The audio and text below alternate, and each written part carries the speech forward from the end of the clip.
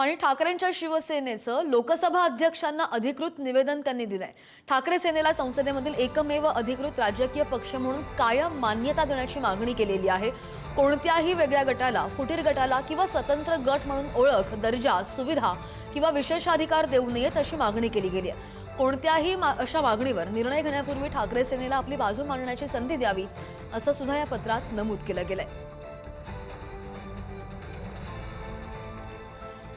आणि पुन्हा एकदा आमचे प्रतिनिधी शिवाजी काळे आपल्या सोबत आहेत। शिवाजी, आपण जे पत्र दिलेलं आहे ते आपण पाहतोय, काय नेमका आशय आहे या पत्रामध्ये? कारण की 10व्या अनुसूचीतील तरतुदींचा वापर करण्याचा अधिकाराचा सुद्धा या पत्रामध्ये उल्लेख केला गेलाय। जसं आपण सुरुवातीला सांगितलेलं आहे की सातत्यानं सांगितलं जातं की हे वेगळा गट स्थापन करणार आहेत, मात्र पक्षातील परिशिष्ट 10 नुसार आता वेगळा गट स्थापन करता येत नाही। त्याच्यासाठी त्यांना एखाद्या पक्षामध्ये विलीनच करावं लागणार आहे। की भलेही एक गटानं बाहेर पडत असली, याला आपण एक गट म्हणत असू, मात्र हा एक गट नाहीये, यांना दुसऱ्या पक्षामध्ये विलीन व्हावं लागणार आहे आणि तो पक्ष शिवसेना शिंदे यांचा आहे। कारण अशा पद्धतीने जसं टीएमसीचं घडलं तसं या ठिकाणी घडणार नाही, कारण हे खासदार त्यांच्या पक्षामध्ये यावेत यासाठी एकनाथ शिंदे स्वतः प्रयत्न करताना पाहायला मिळत आहेत।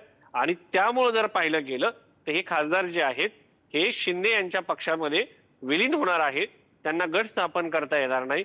दुसरं म्हणजे नवीन जो सुभाष देसाई या सत्ता संघर्षाचा निकाल लागला होता, त्या निकालामध्ये असं सांगण्यात आलं होतं की जर पक्षातून अशा पद्धतीने कोणी फूट होत असेल तर त्यांना ज्या संबंधित पक्ष आहे त्यांचा कन्सर्न घ्यावा लागेल, त्यांची परवानगी घ्यावी लागेल। आता ठाकरे अशी परवानगी देणार नाही आणि त्याच्या संदर्भातच त्यांनी असं लिहिलेलं आहे की या सगळ्या संदर्भामध्ये परिशिष्ट 10चं उल्लंघन आहे आणि शिवसेना पक्ष म्हणून आम्ही यावरती आक्षेप घेतो। थोडक्यात याला कॅवेट म्हणतात। आपण जर कायदेशीर भाषेमध्ये सर्वोच्च न्यायालयामध्ये एखादं प्रकरण येण्याच्या अगोदर आमचंही म्हणणं ऐकून घ्या या दृष्टिकोनातून एक कॅवेट दाखल केलं जातं। तर हे एक प्रकारचं कॅवेट आहे आणि ज्या माध्यमांमध्ये बातम्या येतात त्या दृष्टिकोनातून या संदर्भामध्ये हे पत्र देण्यात आलेलं आहे आणि कायद्याची आठवण जी आहे ती लोकसभा अध्यक्षांना या निमित्ताने करून दिलेली आहे। दुसरं म्हणजे टीएमसीचे जे खासदार जे नवीन एनसीपीआय हा पक्ष आहे त्याच्यामध्ये विलीन झालेले आहेत, मात्र त्यालाही अद्यापर्यंत लोकसभा अध्यक्षांनी परवानगी दिलेली नाहीये। ते देखील या ठिकाणी कायदेशीर सल्ला जो आहे तो मागितला जात आहे।